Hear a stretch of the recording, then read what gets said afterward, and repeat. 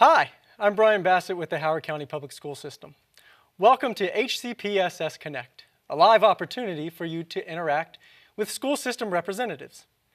Today we want to hear from you about the superintendent's proposed operating budget and answer your questions. There won't be a formal presentation as part of this broadcast, so please feel free to visit the school system website at hcpss.org to learn more about the budget that has been proposed. This is an open Q&A in which you can submit your questions in a variety of ways. The first is by Twitter. Tweet your questions using the hashtag HCPSSBudget, and remember to include the hashtag on your tweet or it won't appear in our feed. The other way to submit a question is by emailing it to connect@hcpss.org. As questions are submitted, we'll do our best to combine similar questions so that we can cover as many as we possibly have time for. Today's Q&A is focused on the recent proposed operating budget that the superintendent submitted to the Board of Education on January 8th. And with me to discuss the proposed budget is the Executive Director of Budget and Finance, Beverly Davis. Bev, thank you for joining us. Thank you. So we'll start here. Let's talk about where we are in the process and just give a general overview of the budgeting process. Okay, so at this point, the superintendent presented her proposed budget on January 8th. Once the budget is proposed, it becomes the board's budget to follow through to their requested budget. So on February 3rd, the public forum will be held where citizens can come and testify and provide written testimony as well to the board regarding the proposed budget. Then the board will hold 4 work sessions through February. At the end of the work session process, the board will approve a requested budget. The budget office then takes any of the changes made by the board, updates the document, the budget book, and submits it by mid-March to the county executive. And the county executive will incorporate our request with whatever changes he deems appropriate into his requested budget that he presents in April. Then the county council works through its process through some work sessions and hearings, and it will adopt a budget that will then come back to the board by the end of May to adopt its budget. So we really are at the very beginning of this process. We're at the very beginning of the public development of the budget process, yes. And this is not the final budget. This is the initial proposed budget that we're working from. Right, so we have 3 versions. We'll have the proposed budget, then we'll have the board requested budget, then we'll have the final approved budget. Good. Okay, so in talking with the superintendent and listening to her speak about her budget, it's clear that this budget begins with students. And she focused on 3 themes when developing this budget. She presented those on January 8th. And they were sustaining the excellence that we've created to this point and protecting the people, students, teachers, staff, and accelerating growth and advancement for all students. Talk about some of the highlights in this budget that fit in those 3 outstanding themes. So sustaining excellence really for us means ensuring that we have highly qualified teachers in the front of every classroom. Yes. So ensuring we are able to, and in a year, particularly this year where we're looking at a growth of 1,645 new students in FY16, that means adding new teachers to be in front of those classrooms for all those new students. But ensuring that's the most important factor in sustaining our excellence is our highly qualified teachers. Protecting our people means even whether we have to repurpose positions, redeploy our staff differently, we're going to ensure everyone has a job. Yes. And continuing to advance the growth and development of our students, really in this budget is the investments in key priorities towards Vision 2018, like the World Language Program expansion. So let's talk numbers. What is the proposed budget? What is the final number? So our proposed budget this year is $780.8 million, and that represents a 2.9% increase over last year's budget. And in the county, our budget is funded in a variety of ways, from the county, from the state. We'll start with the county. What portion of it comes from county? Over 70% of our operating budget is funded by the county appropriation to the school system. And then the state represents almost 28%. And how is the state funding determined? The state funding is predominantly determined by formula, by law. So the law dictates the formula per student. They base it on our enrollment numbers. Any other sources? Very little, a little over 1% comes from other sources. And in this particular year, if we look at our other sources are actually down. One of the other sources we have is if we have fund balance available in the general fund, we can ask the county to appropriate it so we can have it as a source of revenue in the next budget year. Last year we had about $5 million available to appropriate. This year there was only, in the FY16, only $3 million available to ask for appropriation, so that other revenue is down this year. Okay, this is good, and we're starting to get some questions in from email and Twitter, or social media. I'll throw it out there again. If you want to connect with us by Twitter, use the hashtag HCPSS budget. And if you want to connect with us by email, it's connect@hcpss.org. So the first question that we've got kind of lends itself to where we are in this discussion at this point. Last year, it made the news, a lot of headlines about the negotiated agreements. What impact have those agreements had on this year's budget? So this year's budget starts with $11.5 million in salary increases that were negotiated as part of last year's negotiations. So that includes a half an increment that became effective at the midnight at the end of the fiscal year, and then a stipend being paid out to employees equivalent to that half an increment. So that totals $11.5 million that is added to the salary for FY16. And talk about placeholders.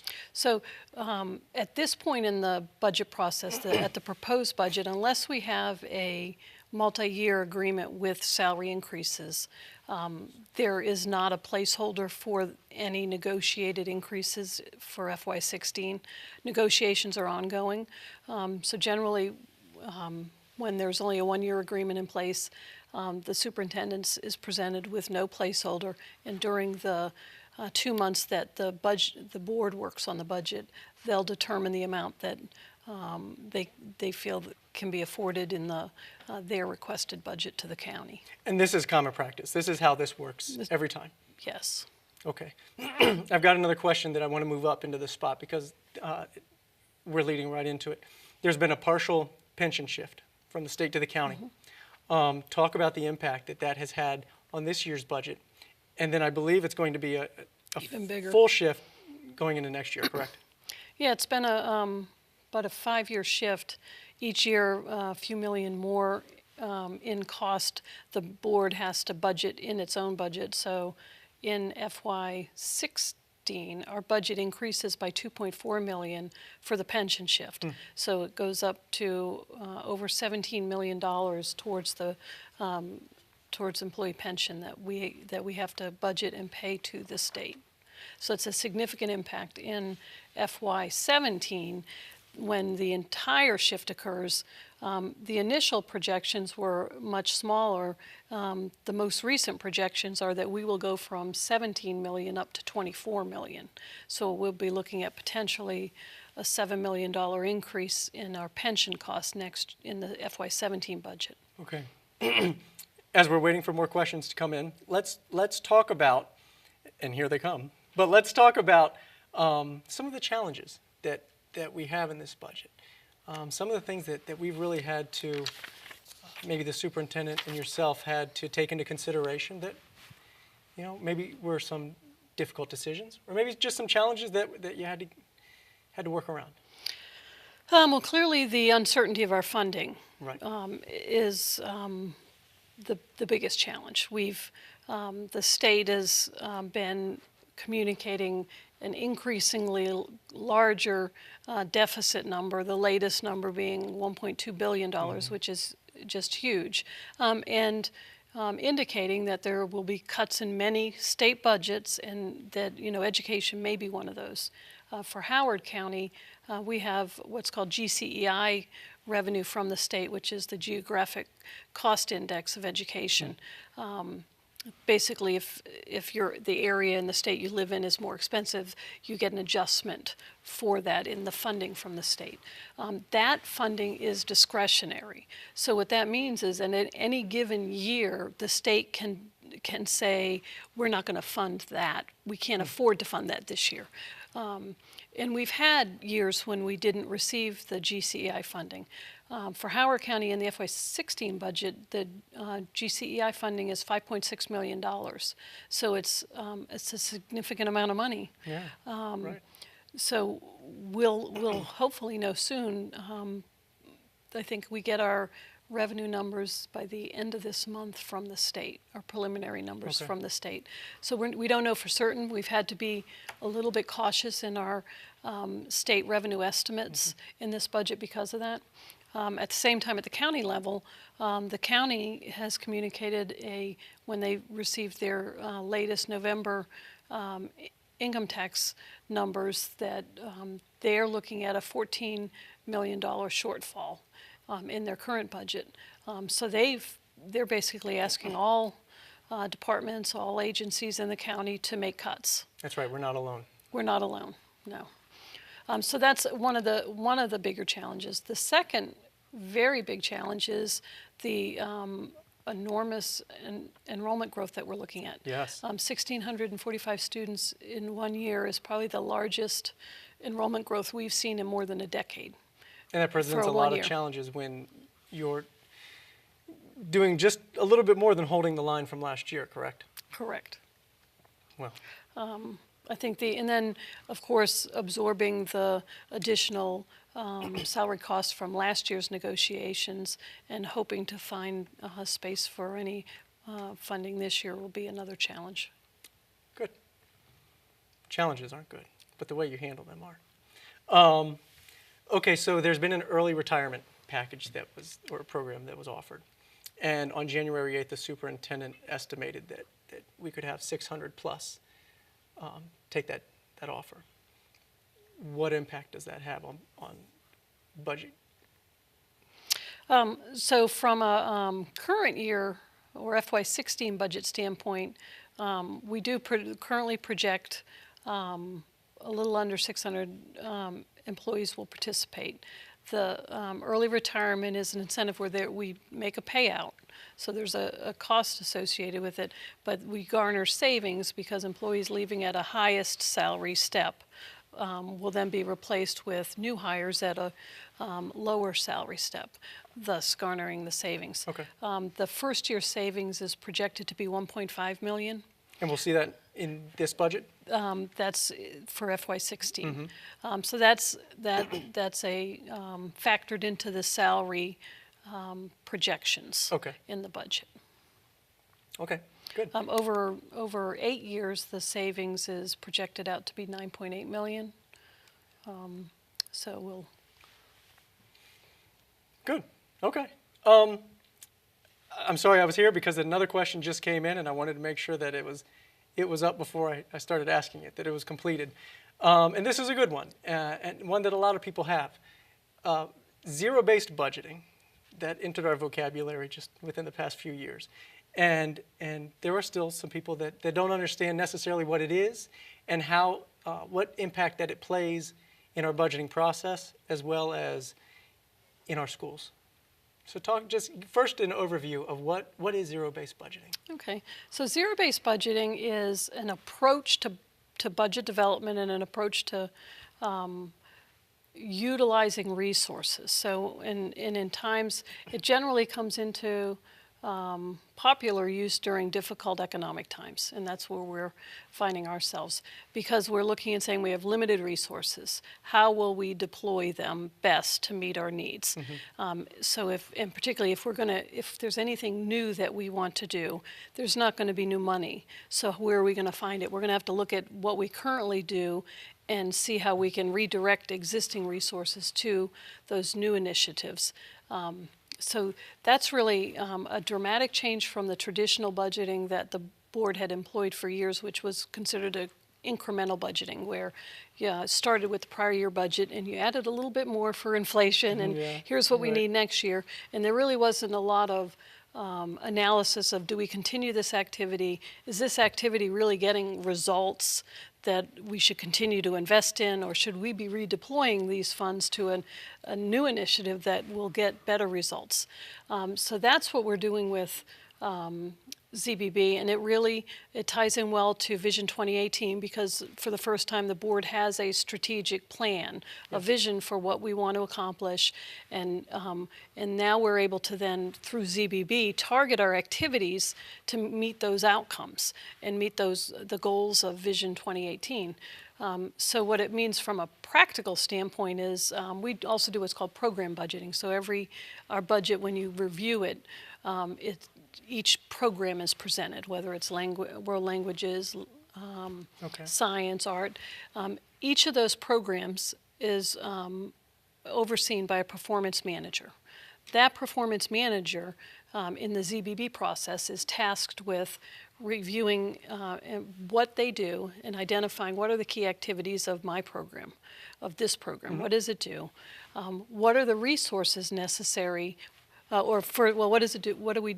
What are the key activities? How does it align with Vision 2018? So that everything we're doing is aligned. And if it's not aligned, then we shouldn't be doing it. Sure. So we ensure all the activities we're performing are helping us achieve our vision.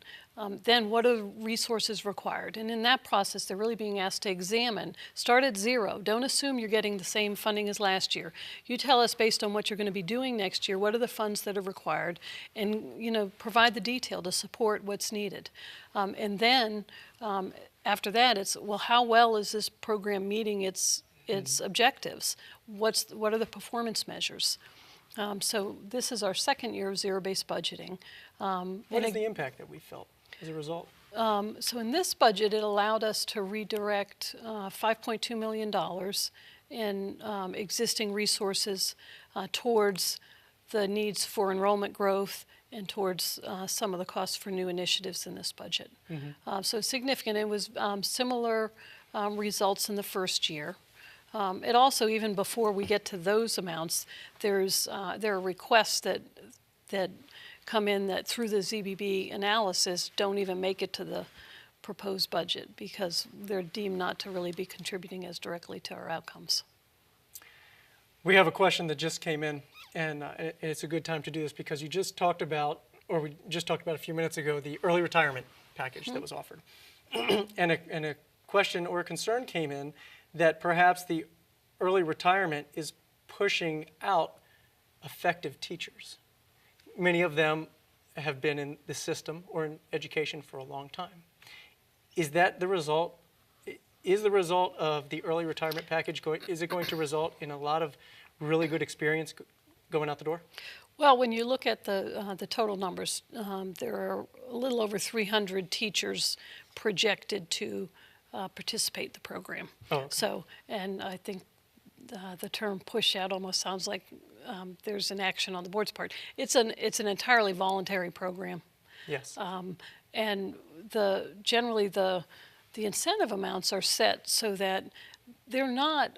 It's not a large enough incentive that if you really love your job, you're going to take it. But if you're really, you're teetering on. I really want to retire, but I'm waiting another year for this, and then this is off.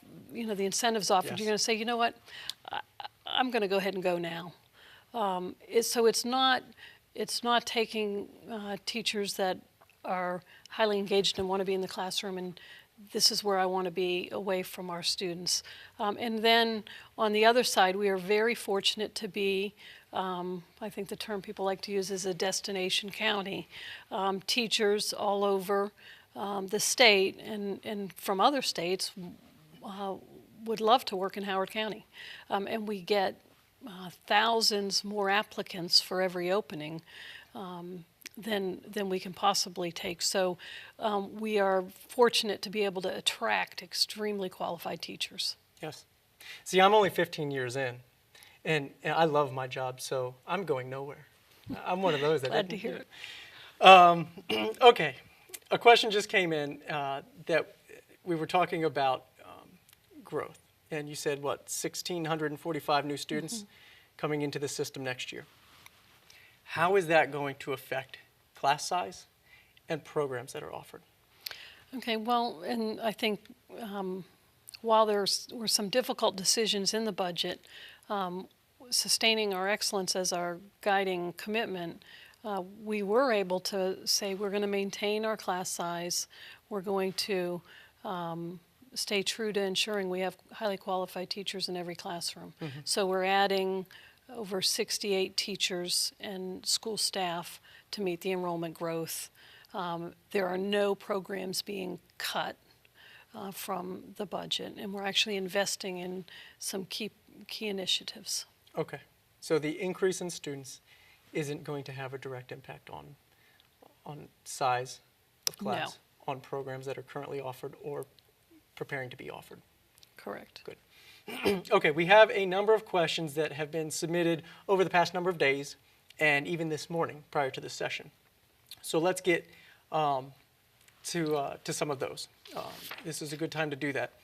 And I will remind users that if you want to connect with us, you can do so through email at connect@hcpss.org or on Twitter using the hashtag HCPSSBudget. And we will take a few more questions. We'll see we'll get in as many as we possibly can. So get them in as quickly as you can during this conversation. Okay, with that out of the way. Some of the earlier questions, people wanted to know what new positions have been put into this budget. Well, the new positions around enrollment growth are the 68.8. I'm not sure of the slide with the details on all the new positions, but 68.8 positions for teachers and support staff for enrollment. Okay. Then we have 32.9 positions for new initiatives. And that's, I think, over 20 teachers for the world language expansion. And that program's expanding from the 2 more schools and then to the feeder middle schools where the students are moving to that have been in the program already. We have 9 teachers at the middle school. Oh, see, there we go on the enrollment growth. Perfect. 3 nurses are in the budget. We're adding an aerospace engineering academy teacher, a custodial supervisor, and an admin support for risk management, as well as 6.5 community liaisons. Of the community liaisons, there are really only 2.5 new positions. Okay. 4 of them, 4 of the positions exist, but they're currently funded in grants, so those grants will expire, and will be supported in the operating budget in FY16. Now, if we go to camera 2, if you don't mind, Mike, what Bev's got here is she's got her budget. That's this big notebook here. But you've also got this. Talk a little bit about what this document is. It's new this year, correct? And it's available to all of you that are watching and anybody that's not watching. Here's the document. What is this? So we've developed our first citizen's guide to the superintendent's proposed budget. It's posted on the website. It's really designed, the budget book is over 500 pages long. It's a lot to absorb. It's a monster, yeah. It makes our table lean just slightly. And even just, clicking on it, and it's easy to navigate online, but still we wanted to develop something a little bit smaller, get all the key highlights of the budget into one smaller document for citizens to refer to, give them a guide to the budget. And so that's our first stab at it, getting it out there for citizens this year. It's outstanding. It's the first place that I went, and I found the online copy first, and then I found this printed copy. It's the first place I went when we scheduled this Q&A session, and it's outstanding. So it's available on the website. You can look at it, you can download it, and I highly recommend pulling that off. I think we should give kudos to our public information office. Rebecca Amani-Dove and her staff did a phenomenal job putting it together. Absolutely, absolutely. Okay, so a few more questions that we have received. significant amount of input on and questions about. There's no better way for me to ask this question, so I'm going to do it this way. Will anybody be losing their jobs as a result of this budget? No. No, we do have, and it is clearly a concern when we show 84 positions being reallocated, which means the position, the way it exists today, won't exist, and they're predominantly para positions, though not all. But while the positions won't be there in that role, the employees currently in those positions will have a job with Howard County Public Schools, and they'll work through the normal staffing process to be placed in the job they'll be in next year. Okay, let's pause there. Okay. We'll go there in just 1 second. I want to go through this incremental, you know what I'm trying to say. Reallocation. It's been a word that's been out there. Define it. What is reallocation? So reallocation is basically we're taking, and I think we're somewhat fortunate to take positions that exist today and say, we're not going to use this position in this way in the future. We're going to use it in a different way. So depending on the position being reallocated, it can differ. So if it's a para position, we have a lot of paras in our system. We actually have more para support than, probably almost twice as many paras supporting our teachers than any other county in the state. And it's, we've had the luxury of being able to have that additional support, and we've, over the years, more have been added as at times when when the budget could afford it.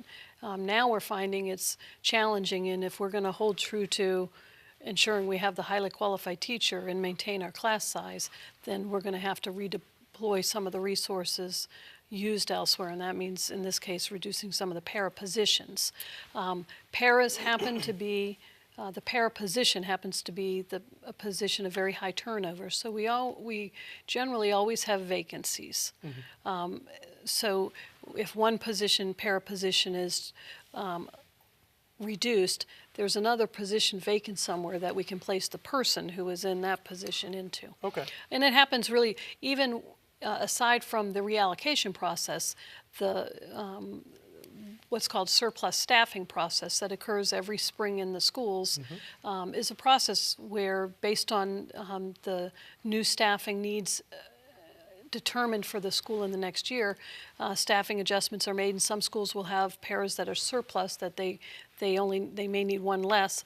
Another school will need an additional para, and through the process established by Human Resources, that para transition occurs. So when we look at, and I'll give you a break here if you'd like to grab a sip of water. I'll do talking here for a second. When we look at the positions that are being reallocated, and you can find this in your book, we've got 36 kindergarten paras, 20 middle school media paras, 12 high school media paras, and then an additional high school para, correct? Now when we look at, we'll take the 36 kindergarten paras as an example. When you talk about the surplus process, does that necessarily mean that a actual kindergarten para will be surplused, or could that come from anywhere in that building? It could be any para in the building. So while paras may be assigned to a specific area like kindergarten or first grade, second grade, a para position is equivalent in the school. So in the surplus process, it's based on, one, asking first for volunteers. Are there any paras that would like the opportunity to move to another school? If there are no volunteers, then it goes to the seniority process, where the most recently hired para would be the one to be surplused. Okay. And this is the same as it always has been? The same process as... And at the discretion of the principal. The principal has a lot of flexibility in this entire process, don't they? Well, the principal works with Human Resources to staff their school. Right. And then the principal determines how to deploy the staff at their school. So, and when we talk about that, how to deploy the staff at their school, again, if we're focusing on kindergarten, and kindergarten loses a para, and particularly at the beginning of the year when you've got a whole slew of children that have never perhaps never been in school, many of them before. How do we ensure that the classroom teachers that the adults in the classrooms are able to handle what they need to do, their jobs, what they need to do with the children, particularly at the beginning of the year for kindergarten? Yeah, that's a really good question. Principals will continue to use their judgment and discretion in assigning staff throughout their building. So in the way they deploy their paras. So, they'll be looking, as a principal, they'll probably be looking and saying at the beginning of the year, I'm going to assign one of my paras who may only spend the first month or so in kindergarten helping support them as an additional para to support the kindergarten classroom. And then as the year progresses at different times, maybe during testing times, they may ask that same para, okay, kindergarten's stable now, the next week you're gonna assist in testing and ensure testing goes successfully and deploy more paras to assist in that process. So there may be less dedicated paras to specific areas and more effort by the principals to assign them as needs change throughout the day, throughout the year at their school, with the focus on ensuring that the students' needs are met. Well, and we talked about that at the top of this session, about this budget being student-centered, and it starts with what is best for our students. What is this reallocation process allowing us, how is it allowing us to accomplish that? Well, by redeploying 84 positions, by reallocating 84 positions, we go from what a new position need of over 101 positions down to just under 18 positions in the operating budget, which means it's a number we can present to the county, and we couldn't afford to add 101 new positions without finding other resources to help offset that. And that's what this does. It allows us to ensure, and those new positions are predominantly classroom teachers. Yes. And it allows us to maintain class size. Right. If we weren't doing that, we would have to be looking at changing class size or. So yeah, it's a challenge. It's certainly a challenge, and but when you look at having the instructor in the front of the classroom and maintaining reasonable class sizes, it's it's something to consider, right? Okay, we talked a little bit about kindergarten paras. We've also heard, and I've got some questions coming in. Media paras and media secretary positions have been identified for reallocation. Just talk a little bit about that, how that number was determined, because I think it's high school and middle school. Just sort of shine some light there for me. Well, really, in looking at paras, it was really looking at how can the impact be equitable across all schools. So when you look at it, it's really about one position per school. For middle and high. Elementary, middle, and high. That's right, with the kindergarten. So that's right. The middle and high is where is there, what positions do we have that could be redirected? Where do we have the luxury of positions that others don't? And when you look around the county, really no other counties have the media paras and media secretaries. We still have, when we looked at, we still have media specialists in every middle school, 2 media specialists in every high school. Will the principals need to find ways to support them to ensure continuity of service to our students? Absolutely, they'll be doing that. Our coordinator of library media, Carol Fritz, will be working directly with all the media specialists to ensure that they can continue to deliver the high level of service and have the supports that they need to be successful in doing that. Along these lines, we've heard a number of concerns from the community about the jobs that the paras do, because they do provide a valuable service in our media centers and throughout the school. A lot of it is technology assistance. network issues, student passwords, those sort of things. Even checking out a book, being another hand in the media center. How will these jobs be covered? Because they're still going to exist, the need for this. How is that covered? Yeah, and again, that's where the principals, with the support of Carol Fritz in library media, will work with the media specialist to assess needs at their schools and determine how to ensure they're meeting those needs. They've got other staff in the building that they'll be looking to use and support in different ways. So the media centers aren't going to be closed down throughout the day? No. Okay, right. Those are concerns Yeah. that we've had, and so that's not going to occur. Students will still be able to use the media centers throughout the school. And talk about, and you brought up a great point to me prior to this starting, about the resources that we have beyond our media centers in this county. Yeah, we really are in Howard County very fortunate. While our media centers are excellent, they're really only open during school hours. We have in Howard County the best public library system in the country.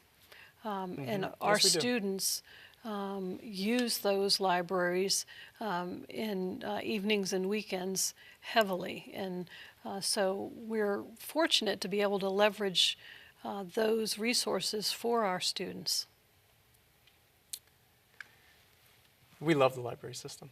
I've got 2 young ones. We get them there as often as we can. They bring home their media books as well, but we're there just as much. Okay, here's a question that came in that is specific to the media issue, and we're going to move beyond the reallocation because I think we've covered that as best as we can.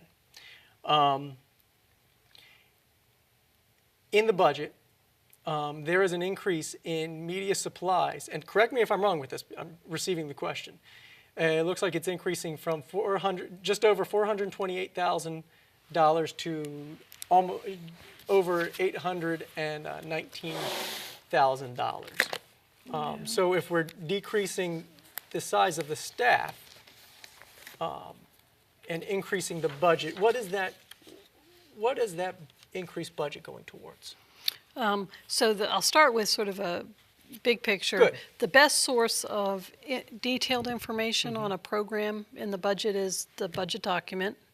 And then the second best, so when you go to that question pertains to program 1501 Library Media. And again, that performance manager is Carol Fritz.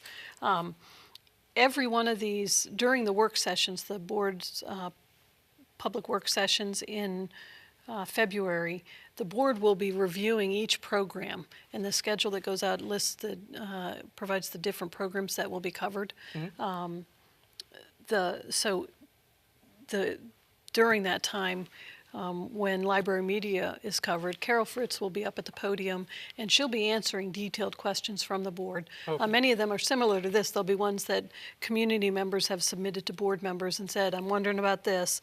And the board will follow up, and they'll... And we encourage them to do so. Absolutely. Yes. It happens every year. This isn't the only outlet for asking questions about the budget. Correct, yeah. So they can send those. The board will send they'll start with... They'll send them to the budget office, and then we work to coordinate the gathering the answers to the questions. So then we'll be going to each of the program managers, getting their input, gathering the information, providing it to the board, and then the board will often ensure that information is shared at the public hearing. Okay. To this specific question, Yes. on page 145 of the budget document, every budget program will have program highlights, which generally will detail the differences from one year to the other, so what changed. Okay. So in this case, the new initiatives in library media total $401,142, and it's made up of $345,632 for 94 interactive projectors for elementary, $45,000 for replacement of television equipment at 2 high schools.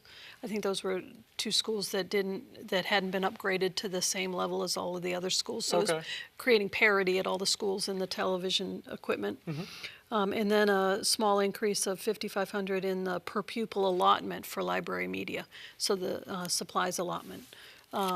So that's predominantly it's the $345,000 for the interactive projectors, which will be in classrooms where teachers can pull up the media in the classrooms. Yeah, new technology. For students. So yeah, new technology in our classrooms. Okay. Yeah. Great. But anytime someone has a detailed question, the information, a lot of it really can be found in the budget document on the specific program pages. Which is online. Yes, which is online, available on the budget website. Awesome. Okay, we're making, literally we're going to go down a different path here. We're going to talk about transportation. Okay. What impact, if any, will the budget have on our bus transportation for students? Well, the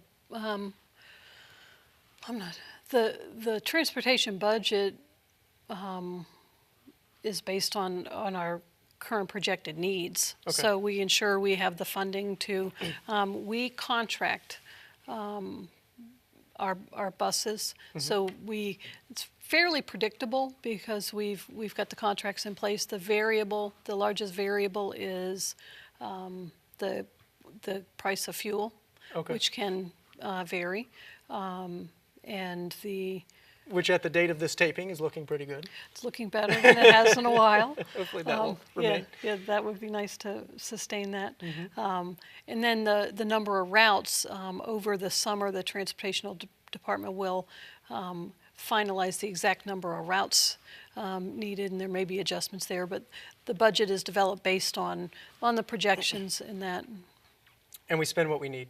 Correct. Right? We're not going to have overcrowded buses. We're not going to have routes that are, we're not cutting corners in our transportation. No. Good. Here, this is another question came in, looks like by email, and this is a good one. Howard County, and I'm going to read it as it was written because it was written well. Howard County has a growing segment of the community that is homeless or lives in poverty or has language barriers. How has the budget increased to fulfill the increasing needs of that segment of the population? The pupil personnel office really provides the services in conjunction with the transportation office for the homeless population.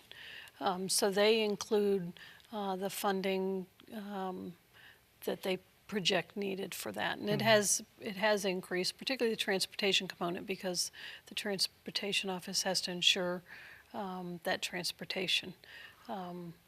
So those are probably the 2 key budgets. In terms of students with language barriers, we actually do include funding for interpreters, and it's not just for the students, but for the parents, for documents that come from other countries. Right. So that's all covered in the operating budget. Okay, good. We've got actually we're moving to school renovations, okay? We'll get on the same page here. We've got a really great one happening at Wild Lake Middle School. But we've also got, every year we've got minor modifications, renovations, construction projects that need to be addressed.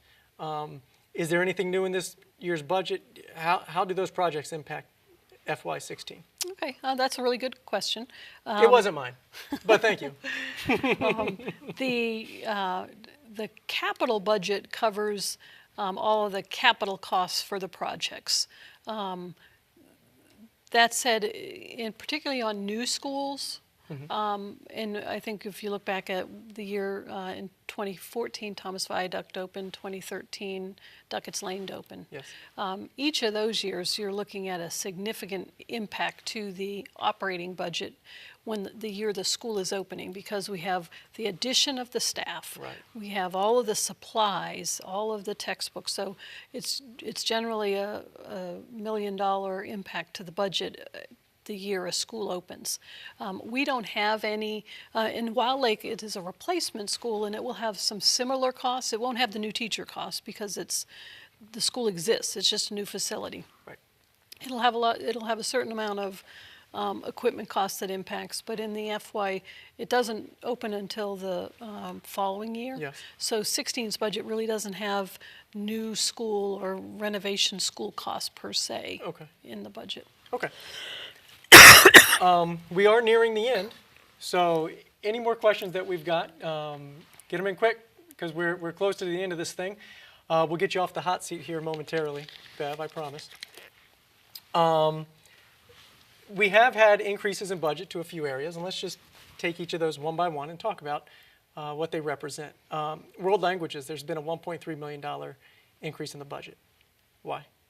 Well, the new teachers in the world language area is the predominant cost, and there's a certain amount of funding for the books, textbooks, and materials related to the new teachers and the courses. Okay. So, Classroom technology, there's $530,000. Is this what we addressed earlier? that $350,000 of it is the interactive boards, yes. Okay. And then there's some other similar equipment that's not in that particular budget. Okay, but can be found right Yes. here. Coding instruction, $100,000 for coding instruction. What we just had our, Yeah, Day it's of Code and or Hour of Code. code.org. Yeah, and Okay. it's related to that it's a national program Yeah. that's gained great traction and has been very successful and certainly very popular in Howard County. So we're expanding that in FY16. Great. We're at the end of our questions. There's nothing else coming in. Before we wrap this up, is there anything else that we missed on that you wanted to talk at all about? Well, I would like to, I think the plug for the guide is good. Yeah. I'll be sharing a budget presentation with the PTA presidents tomorrow night, going into a little more detail on This is the tomorrow budget. night is January 22nd. Correct. Okay. This is going to be archived as well, so I want to make sure everyone. Okay. And then really just sharing the dates of all of the opportunities for public participation in the process. Right. And those dates are in here. They're in on the last Citizens page. Guide. They are online. I'm going to, when I wrap this up, I'll talk a little bit about the dates. Beyond that, we want to ensure that people stay connected and that they have a voice in this process. This was a great first opportunity for public feedback, I believe, and thank you for being here today. But it's not the only way. There are other ways that you can participate in the process.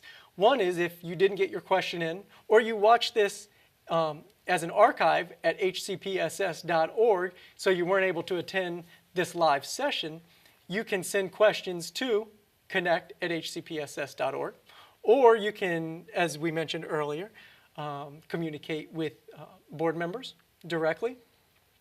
There are public hearings that are on the docket coming up. The first one looks like it's February 3rd at 7 p.m. And I'll give out the email address for the Board of Education. It's boe@hcpss.org. Right? Anything else to plug? We're I good? think you covered it. Okay, outstanding. That's all the questions that we have time for today. First, I'd like to thank all of you who joined us and submitted a question. They were outstanding questions, and we appreciate your participation. I'd also like to thank Bev, thank you, Bev, for taking time to ensure that the community has the information and a lot better understanding around the budgeting process. Finally, thank you to the outstanding team of people that we have working here behind the scenes of HCPSS Connect. The budget process is an extensive one, and we're still very much at the beginning. In February, there is a public hearing and 4 separate work sessions scheduled before the budget is submitted to the county executive in March. By mid-April, the county executive will submit his proposed budget to the county council, which will be followed by a number of public hearings and work sessions. We encourage you to participate in their budgeting process as well and be advocates for your child's education. By May, the Board of Education will be ready to hold another public hearing and work session before finally adopting a final budget in late May. It's an extensive process. And I know I've learned a lot over the past hour, and I hope that you have too. So on behalf of Bev Davis and everybody here that participated on HCPSS Connect, I'm Brian Bassett. Thank you for joining us.